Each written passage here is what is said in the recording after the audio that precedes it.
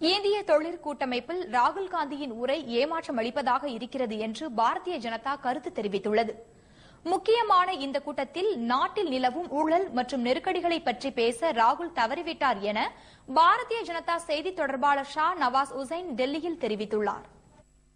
का उपाध्यक्ष बनने के बाद कांग्रेस के फोरम पे से अलग ये पहला भाषण था और ये उम्मीद थी कि वो कमियों को स्वीकारेंगे, महंगाई पे बोलेंगे, भ्रष्टाचार पे बोलेंगे, सरकार के अंदर जो कमियां हैं उसको एड्रेस करेंगे। लेकिन राहुल जी ग्राम प्रधान को ताकत देने की बात कर रहे हैं, लेकिन जो प्रधानमंत्री है उसको ताकत देने के लिए दो शब्द भी उन्होंने नहीं कहे हैं। 1500க்கும் அதிகமான தொழில் அதிபர்கள் பங்கேற்கும் இந்திய தொழிற்கூட்டமைப்பு வருடாந்திர கூட்டம் டெல்லியில் நடந்து வருகிறது. இதில் காங்கிரஸ் துணைத் தலைவர் ராகுல் காந்தி முதன்முறையாக உரையாற்றியுள்ளார். பிரதமர் மன்மோகன் வழியில் தனியார் தொழில்துறையை பாராட்டி பேசியுள்ள ராகுல் காந்தி எதிர்கால இந்தியாவை பற்றி என்ன திட்டங்கள் வைத்துள்ளார் என தெரிவிக்காமல் போனது ஏன் என்றும் பாரதிய ஜனதா கட்சி குற்றம் சாட்டியுள்ளது.